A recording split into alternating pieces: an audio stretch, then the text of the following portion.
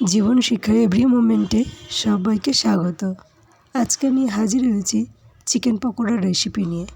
এই chicken পকোড়ার recipe তৈরি করার জন্য আমি নিয়েছি 250 গ্রাম বোনলেস চিকেন। এই চিকেনটাকে ধুয়ে পরিষ্কার করে নেওয়ার পরে এর উপরে দিয়ে দিয়েছিলাম 1 চামচ আদা রসুন পেস্ট, 1 চামচ মরিচ গুঁড়ো, 1 চামচ ধনে গুঁড়ো। এটা আমি স্কিপ করে গেছি, দেখানো হয়নি। যাই হোক, এরপরে দিয়ে দিলাম 1 চামচ লাল লঙ্কার গুঁড়ো ও স্বাদ অনুযায়ী লবণ।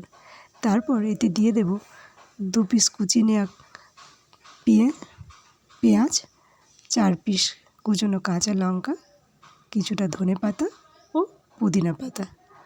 এগুলো দেওয়ার পরে এর উপরে দিয়ে দেব 2 পিস লেবুর রস।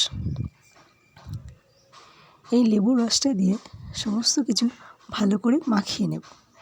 মাখিয়ে নেওয়ার পরে এর উপরে দিয়ে দেব 4 টেবিল চামচ চালের গুঁড়ো ও 2 চামচ কর্নফ্লাওয়ার গুঁড়ো। এটা সমস্তটাকে কিছুটা দেওয়ার পরে সব মাখিয়ে নেব। মাখিয়ে নেওয়া হয়ে গেলে তার উপরে দিয়ে দেব চাট মশলাটা। চাট মশলাটা দেওয়া হয়ে গেলে তার উপরে দেব হচ্ছে একটা ডিম। ডিমটাকে দেওয়া হয়ে গেলে এই ডিমটা দেওয়া হয়ে গেল।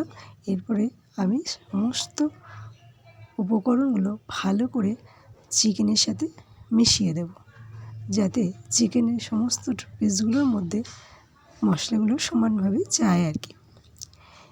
এটা মাখানো হয়ে গেছে। এটা সরিয়ে রাখার পরে আমি ওভেনে কড়াই চাপিয়ে দেব। অন্যান্য দিনের মতো কিছুক্ষণ অপেক্ষা করার পরে কড়াইটা গরম হয়ে গেলে আমি তেলটা দিই, যাতে কড়াইটা পুড়ে না যায়। এরপরে তেলের উপরে আমি চিকেনের টুকরোগুলো একে একে দিয়ে দেব। চিকেনের টুকরোগুলো দেওয়া হয়ে গেলে আমি ফ্লেমটাকে সিমে দিয়ে রেখেছি, কারণ সিমে দিয়ে রাখলে কী হয়, পকোড়াটা সুন্দর ভাজা হয়, ভিতরটা ভালো সিদ্ধ হয়ে যায়।